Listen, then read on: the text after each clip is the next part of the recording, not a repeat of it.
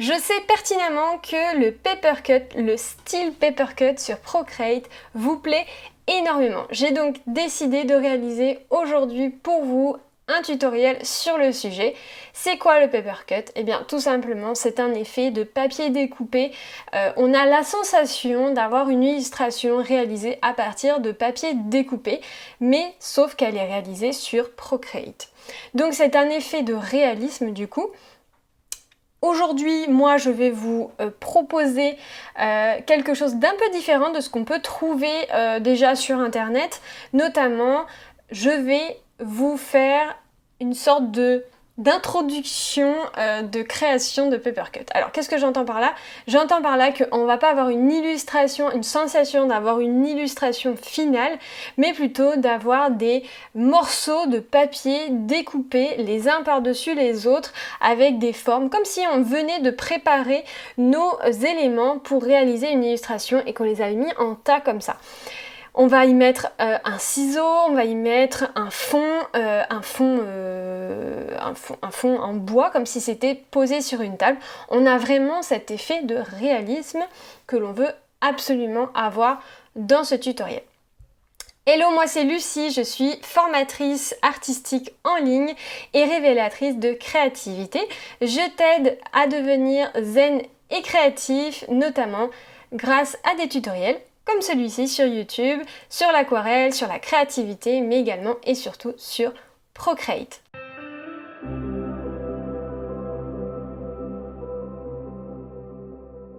Pour commencer ce tutoriel, je vous invite à télécharger de suite dans la description de cette vidéo la palette de couleurs, évidemment, mais aussi deux textures que l'on va utiliser lors du tutoriel et une image qui représente des ciseaux avec un ruban. Alors, c'est totalement optionnel cette étape-là, mais je vous invite à tout télécharger pour tout tester. Voilà, donc c'est parti, on y va. Donc on va commencer par créer une toile. Donc première chose, de mon côté, je vais utiliser une toile en 4000 par 2794 pixels et 300 dpi en RVB. Pourquoi? Parce que j'ai besoin de cette taille-là pour ensuite pouvoir réaliser la miniature de cette vidéo de qualité. Donc je préfère prendre quelque chose d'assez grand. Mais c'est le même format que la taille d'écran. C'est la même chose.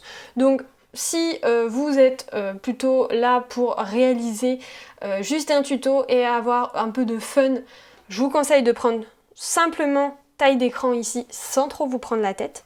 Sinon, vous faites comme moi, vous appuyez ici sur le petit plus et vous faites 4000 par 2794, donc 4000 ici, 2794 ici, en 300 dpi, donc si vous voulez avoir de la qualité. Mais rien, il n'y a aucune obligation, vous pouvez faire un format carré si vous voulez par exemple le poster après sur Instagram. Faites comme vous voulez. Ici, c'est pas un souci, tout est maniable au niveau du dessin, donc vous pouvez prendre la forme de la taille, la taille de la toile que vous voulez. Par contre, le profil de couleur colorimétrique, vous le prenez bien en RVB, donc le premier sRGB ici.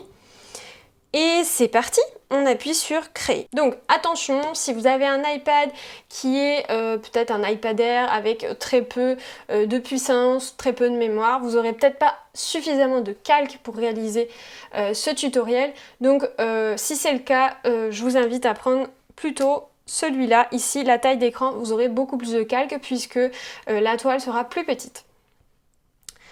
Donc ici, je vais renommer ça Papercut. On rentre dedans et là, on va venir tout de suite dessiner nos différents éléments. Donc on va passer sur une phase de dessin. Pour ça, on va venir choisir la brush qui s'appelle Script dans le dossier calligraphie. On va utiliser cette brush très simple. Pourquoi? Parce que tout simplement, on a besoin de formes très simples pour pouvoir ensuite réaliser tous les effets spéciaux pour réaliser le papercut. Donc on a besoin d'une brush très simple. La plus simple, c'est celle-ci, c'est la brush Script. Elle peut également s'appeler ligne simple. Ça dépend de la version de Procreate que vous avez. Enfin, ça dépend de quand est-ce que vous avez téléchargé votre version de Procreate. C'est pas la même chose. Et ensuite, on va venir choisir la couleur de notre... la couleur. Donc, vous avez 2 verres, vous allez choisir la couleur la plus foncée qui est juste ici. Et là, on va venir tracer notre première feuille. Donc, pour ça, on va venir tracer une tige. Et puis, on va venir tracer notre première pétale. Alors, je ne sais pas si on peut appeler ça une pétale ou un pétale de feuille, mais bon, vous m'avez compris. On fait une tige un peu épaisse et on finit en biseau. Donc ça veut dire en diagonale, un petit peu comme ça. Quand c'est fait, on utilise le color drop. Donc on glisse notre couleur à l'intérieur. On gère le seuil de notre color drop, donc on le met vraiment au maximum qu'on peut. Et ensuite, on va venir créer 4 autres feuilles qui vont venir faire notre feuille finale. L'idée, c'est de partir à chaque fois du même endroit. Celles-ci vont être plus petites. Ok? Il faut qu'on ait vraiment cet effet de feuilles plus petites ici. Voilà. Je remplis ici. Je regarde si ça me convient. Donc là, c'est pas joli, je vais refaire.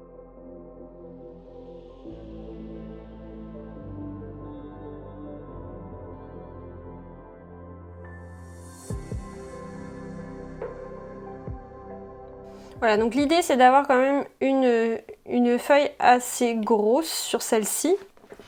On n'est pas dans le détail non plus, hein, c'est pas très important.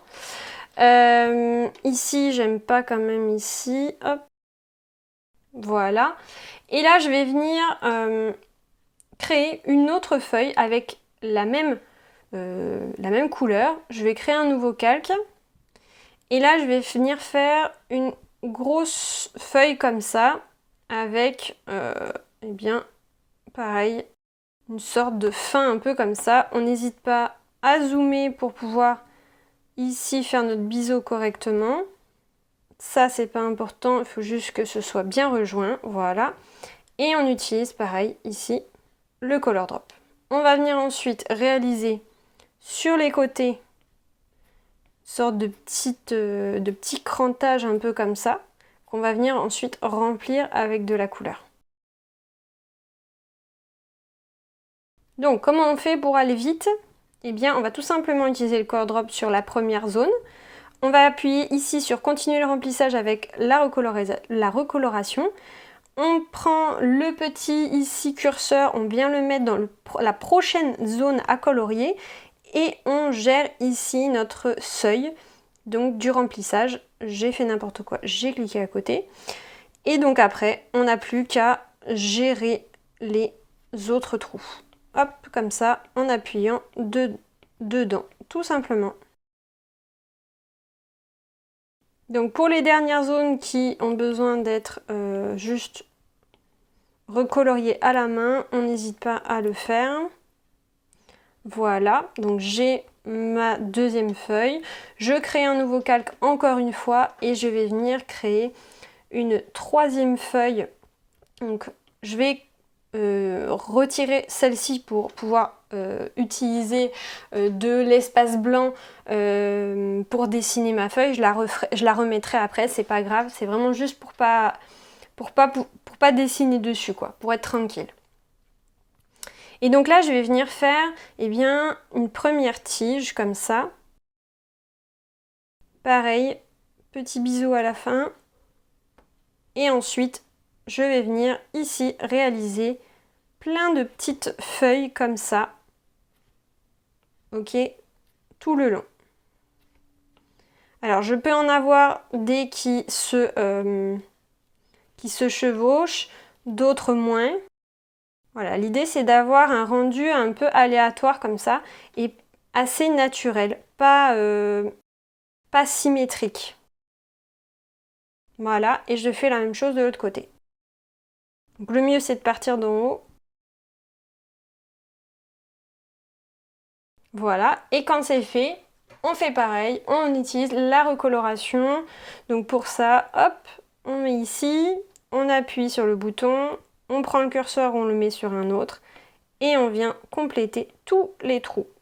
Donc même quand il y a une superposition comme ça, on complète les trous, faire juste attention à ne pas remplir ces trous-là qui sont entre deux feuilles.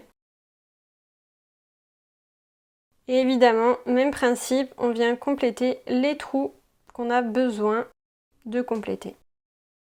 Donc là, par exemple, j'ai besoin de supprimer ça. Il ne faut surtout pas hésiter aussi à utiliser la gomme.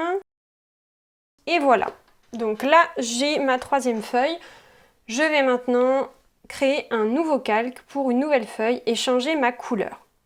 Donc je prends le vert clair cette fois-ci. Donc je fais pareil, je retire les deux autres pour être tranquille. Et je vais venir faire encore une fois une tige assez haute, assez épaisse aussi. On n'essaye pas à ce que ce soit non plus trop parfait. Je ne l'ai pas dit, mais évidemment que ici on utilise sur la brush en stabilisation. Je conseille d'être quand même bien à cet endroit-là, donc avec un streamline assez haut. Ici, on peut retirer le filtrage de mouvement. C'est très bien comme ça. Hein. On vient ensuite donc mettre notre couleur à l'intérieur. Et ensuite, on va venir faire ici. Alors, on va faire des ronds comme ça.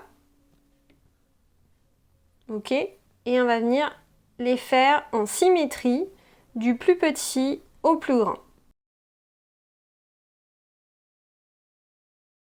Voilà, et exactement le même principe, recoloration, et on colorie tout.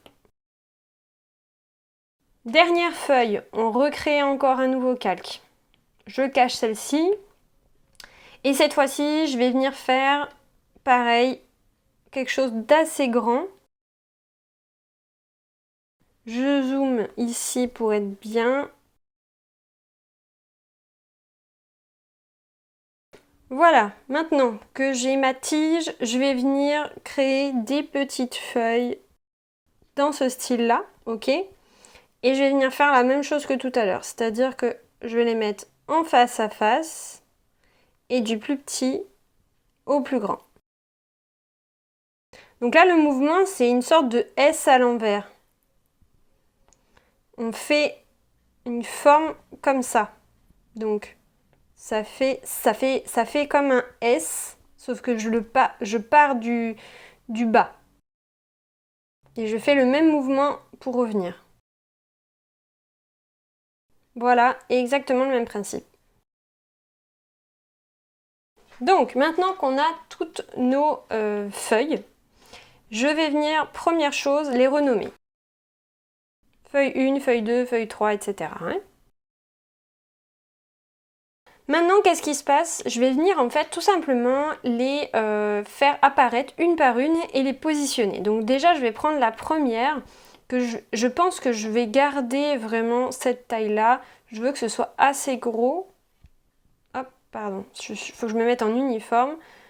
Assez gros ici. Ensuite, je vais venir prendre une plus claire que je vais venir mettre peut-être plus petite. Quelque chose comme ça. Ensuite, on va venir prendre la deuxième feuille. Là, je ne vais pas hésiter à retourner horizontalement aussi pour pouvoir avoir quelque chose qui descend, une forme de feuille qui descend. Donc, j'ai utilisé le retourner horizontalement. Cette feuille 2, je vais la mettre plutôt au-dessus. Voilà, je vais plutôt me mettre comme ça. En fait, je vais essayer d'avoir une foncée, une claire, une foncée, une claire, une foncée. Et ça va me permettre de pouvoir les empiler comme ça. Donc ma feuille 2, je disais que je voulais la mettre par là. Quelque chose comme ça me paraît bien. Ensuite, la feuille 5, je la fais réapparaître aussi. Et je vais venir la mettre plutôt comme ça. J'aime bien le fait qu'elle soit vraiment grande. Pas hésiter à ce qu'elle se chevauche parce que c'est là que c'est intéressant.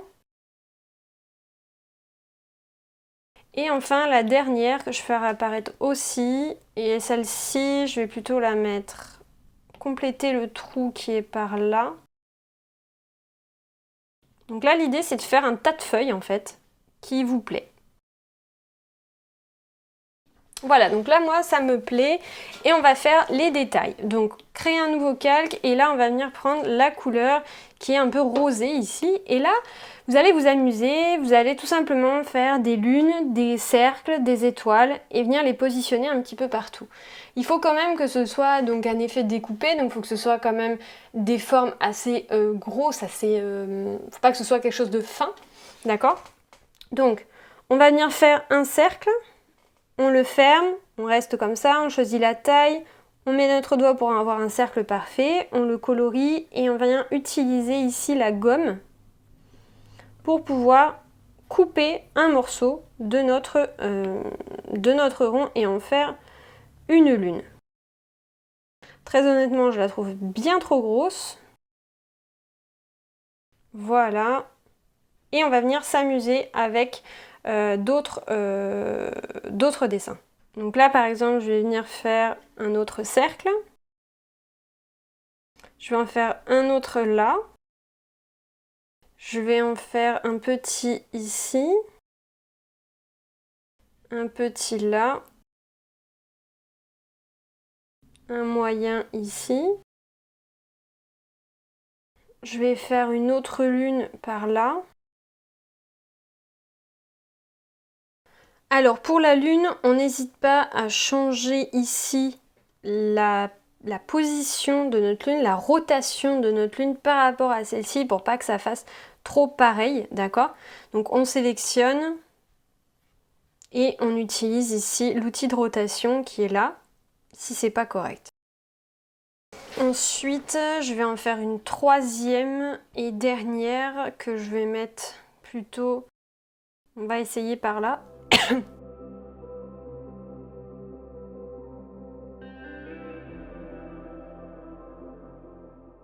On va faire ça et on va rajouter des étoiles également. Donc je vais rajouter une grosse étoile ici. Je vais en rajouter une par là. Une ici. On n'hésite pas à les repositionner pour qu'ils soient bien sur les éléments, puisqu'on va utiliser vraiment cet effet d'ombrage. Donc il faut vraiment qu'il y ait de la superposition qui se fasse. Et puis je vais en mettre un dernier, mais celui-là, il va être vraiment à l'extérieur tout seul, un peu abandonné là. Je trouve ça intéressant aussi. Voilà, je trouve qu'on est pas mal. Peut-être celui-là. Allez, c'est bon pour moi. Donc, maintenant que c'est fait, on va venir mettre tout de suite de la texture pour commencer à visualiser un petit peu le truc. Donc, on va venir ajouter dans le menu Action une photo. Donc, ajouter, insérer une photo et on va venir choisir donc la texture qu'on a téléchargée, que vous avez téléchargée en dessous de la description. Donc, c'est cette texture-là. On va venir la tourner à l'aide de nos doigts. On la positionne sur l'ensemble de notre toile, on désélectionne tout ça et on va venir utiliser le mode de fusion multiplié. Donc ici sur le calque de la photo de la texture, on va venir dans le petit N ici et on va venir le mettre sur multiplier. Ça va venir mettre de la texture sur tous les éléments qui sont dessous, ok?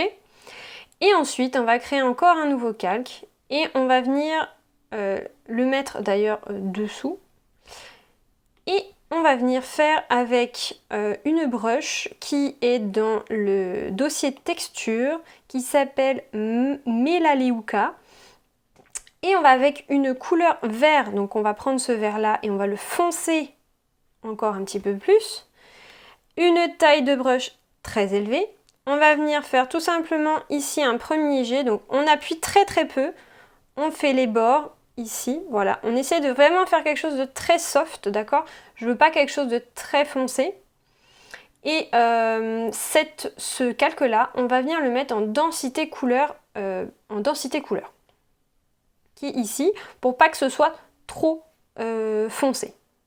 Sinon, quand on est en normal, c'est quand même très foncé. Donc densité couleur, et là, avec ces deux là, en fait, on a deux effets. On a l'effet de la brush plus l'effet de la texture. Donc je trouve ça très bien pour faire un effet papier personnellement. Je vais tout de suite les renommer.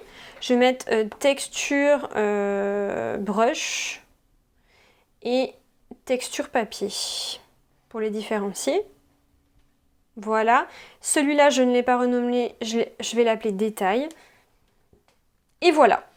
On va maintenant venir commencer les fameux ombrages qui vont vraiment faire que ça va devenir du papier découpé avec les ombrages derrière, etc. Donc pour ça, on va venir choisir un vert encore plus foncé, quasiment noir, ok? Et ici, on va venir choisir la brush qui est dans aérographie et qui s'appelle mélange minimal. Ensuite, on va venir créer un calque au-dessus de chaque élément ici. Toutes les feuilles plus les détails qu'on va transformer en masque d'écrêtage. Voilà, donc on est prêt. On va commencer avec le premier. Donc on va venir se mettre sur le masque d'écrêtage. Attention, on ne se met pas sur la feuille, on se met bien sur le masque d'écrêtage de la première feuille. On va venir donc maintenant se positionner sur les zones du paper cut, des bouts de papier qui sont au-dessus de la feuille. Donc c'est-à-dire qu'on va faire l'ombre qui est au-dessus de la feuille et pas en dessous. En dessous, ça on le verra à la fin. On va toujours faire les ombres qui sont au-dessus. Donc ça veut dire que ici, on a des morceaux qui sont au-dessus de la feuille où on est. On est sur cette feuille-là, on est sur cet espace-là. Donc ça veut dire que si j'applique des choses, là on voit bien qu'on ne sort pas de cette feuille-là, donc on va bien pouvoir faire les ombres ici. On va les faire manuellement, d'accord? Donc on va faire en sorte que moi je suis droitière, donc je préfère personnellement faire en sorte que ma lumière vient de en haut à droite.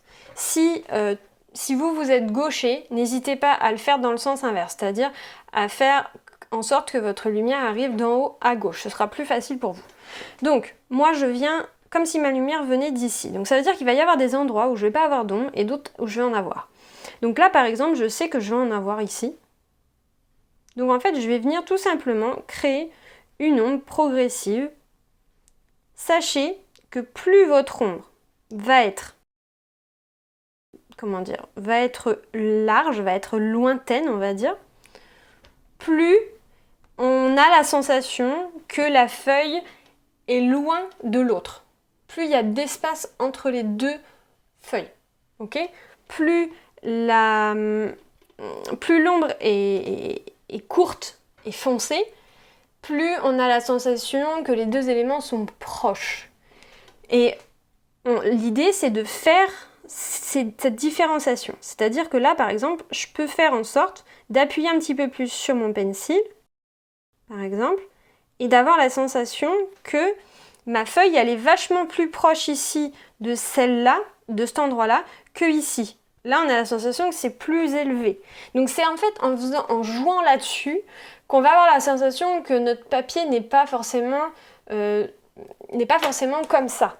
Il va peut-être gondoler, il va peut-être être comme ça. Donc là, cette zone-là qui est plus loin, on va avoir une ombre qui est vachement plus soft au niveau de la couleur et plus large. Alors que ici, à cet endroit-là, ça va être beaucoup plus foncé et beaucoup plus court comme ombre.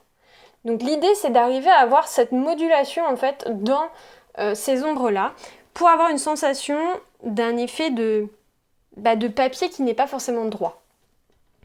C'est pour ça qu'on n'utilise pas d'ailleurs la technique du je duplique mon calque, je le mets en noir, je fais un flou gaussien et du coup je gère cette ombre-là directement. Non, l'idée c'est là de faire comme si on avait un empilement en fait de feuilles qui gondolent un peu, qui sont pas forcément droites. Et donc c'est aussi pour ça, donc là j'ai mon image qui est comme ça, ma lumière arrive ici, donc ça veut dire que je vais pas mettre d'ombre en haut, je vais mettre de l'ombre que en bas. Donc là par exemple j'en ai aussi ici, je vais en avoir ici également, ici. Donc là, en fait, l'idée, c'est que je vous explique comment je fais pour que vous puissiez, vous, le faire sur le vôtre, parce que vous n'aurez pas la même chose que moi. Donc c'est que vous compreniez comment ça fonctionne. Donc là, je ne fais que les superpositions sur cette feuille-là. Je ne fais pas, je ne fais pas l'ombre vraiment qui est tout derrière. C'est pas mon objectif. Donc ici, la lumière arrive d'ici, donc il n'y a pas d'ombre. Je ne vais pas en faire ici. Ici, par contre, il y en a.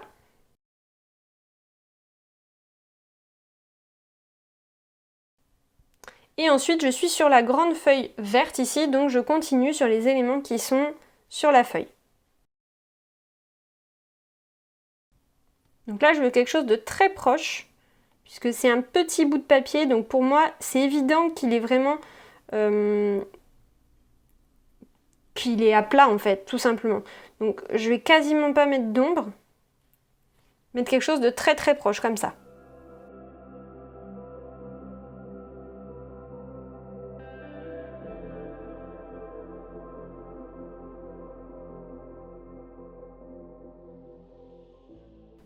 Voilà, donc là, j'ai analysé l'ensemble des ombres qui sont sur la feuille.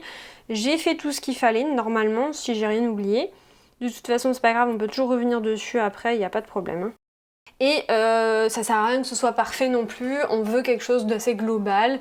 Je vous conseille pas d'être trop dans la perfection non plus, ça sert à rien, vous prenez pas trop la tête.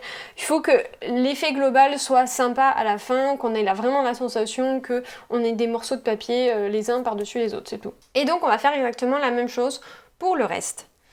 Donc, pareil, on va venir se mettre ici, donc on sait qu'on va venir jouer sur tout ce qui est sur cette feuille-là.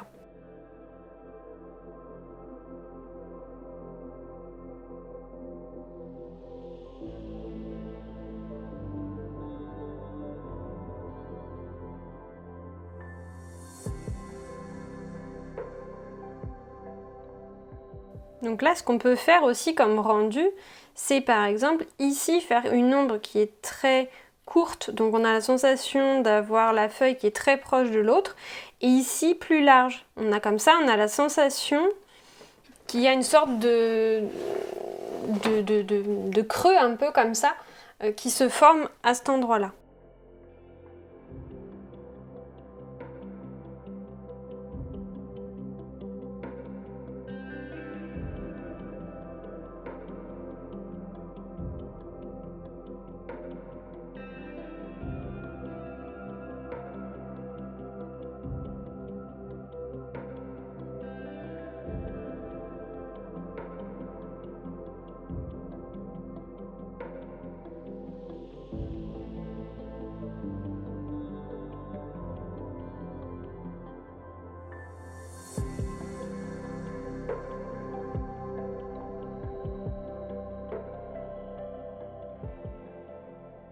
Donc évidemment, le dernier que j'ai fait ici, le calque qui est sur les détails, ne sert absolument à rien puisque en fait il n'y a rien au-dessus de ces fameux petits détails, donc ça sert à rien, il n'y a pas d'ombre dessus. J'ai pas besoin de ce calque-là à la fin. Donc là, j'ai un dessin qui clairement prend forme totalement grâce aux ombres. C'est vraiment les ombres qui font tout. On peut tester aussi, voir ce que ça fait si on veut accentuer les ombres. On peut toujours tester en dupliquant chacune des ombres, chaque masque d'écrêtage est là, et en le mettant en multiplié, ça va nous permettre d'accentuer en fait l'effet. Donc pour voir si c'est mieux ou pas. Clairement, c'est très foncé, donc c'est pas ce qu'on veut, donc je supprime. C'est pas grave, c'était juste pour voir. Des fois, c'est intéressant d'accentuer les ombres, etc. Comme ça, en dupliquant le calque et en mettant celui qui est dessus en multiplié pour tester, pour voir si en fonçant, c'est plus sympa ou pas. Moi, ça me va très bien, comme ça. Maintenant, on va venir créer l'ombre qui est dessous.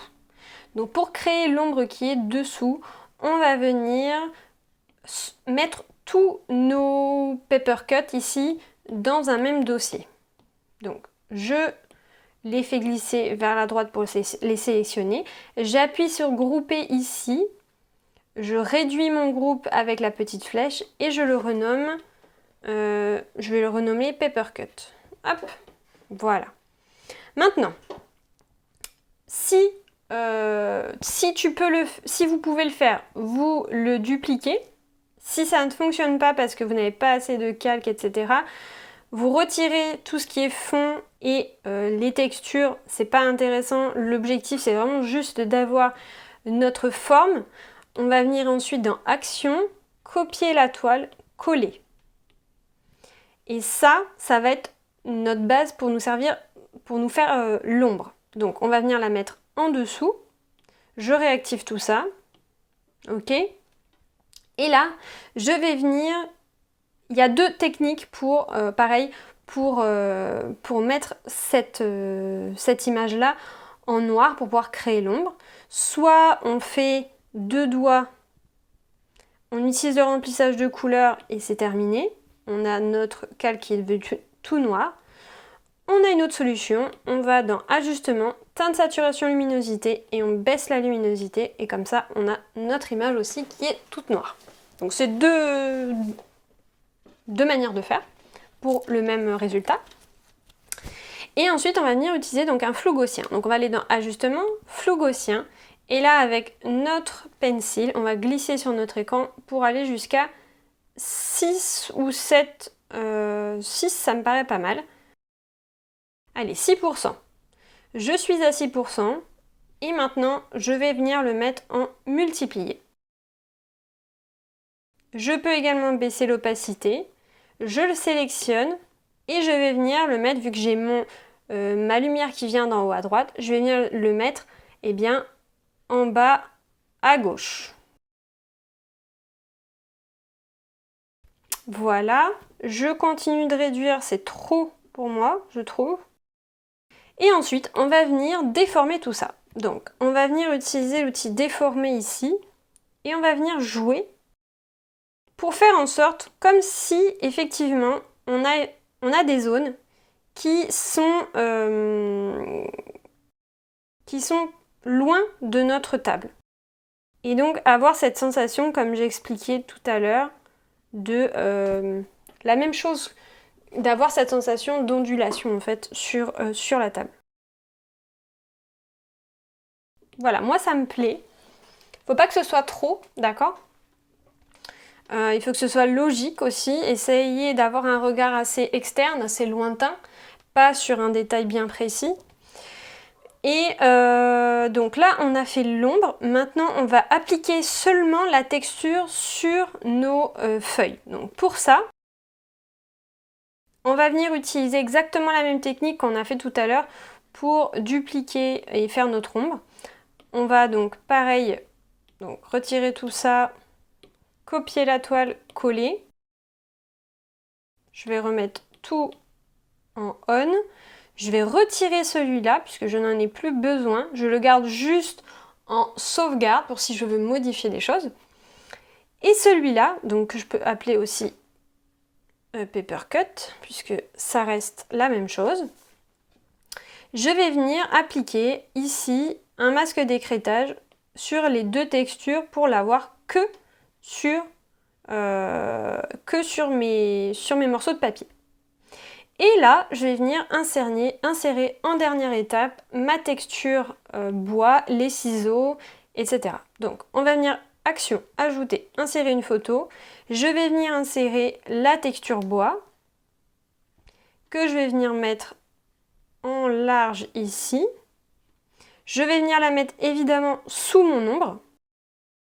Donc là, on a vraiment notre version finale de tout ce qu'on vient de réaliser.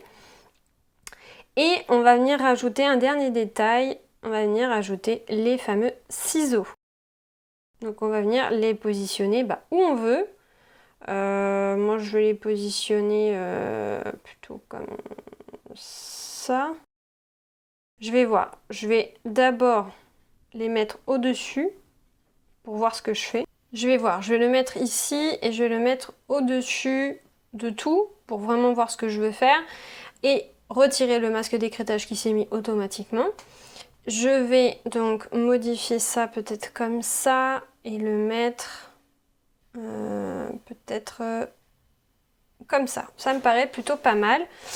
Et on va venir créer donc son ombre aussi, on n'oublie pas. Donc on duplique également, on vient ici sur celle qui est dessous, on met 2 doigts, on reste appuyé, on met remplissage de couleur et on garde la couleur qu'on a là, c'est très bien.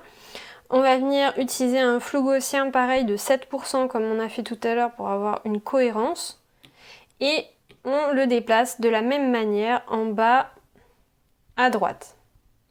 Donc on tapote sur les côtés pour avoir quelque chose de logique. Alors je vois que c'est trop vert, donc je vais venir reprendre et faire un noir parfait parce que c'était un peu trop vert l'ombre, c'était pas joli. Et on va venir ici la mettre en multiplié et baisser l'opacité. Donc voilà, on a notre ombre du ciseau, on a nos paper cuts, on a notre table et on a vraiment cette sensation d'avoir découpé des morceaux de papier à l'aide d'un ciseau et qu'on n'est pas sur une vraie illustration. Voilà, donc si cette vidéo t'a plu, n'hésite surtout pas à la liker, à me laisser un commentaire juste en dessous, n'hésite pas à me dire ce que tu as pensé de ce tutoriel et puis à me partager évidemment ton dessin sur Instagram aussi, je te le mets donc juste là et je te dis à très vite dans de prochains tutoriels. Ciao ciao!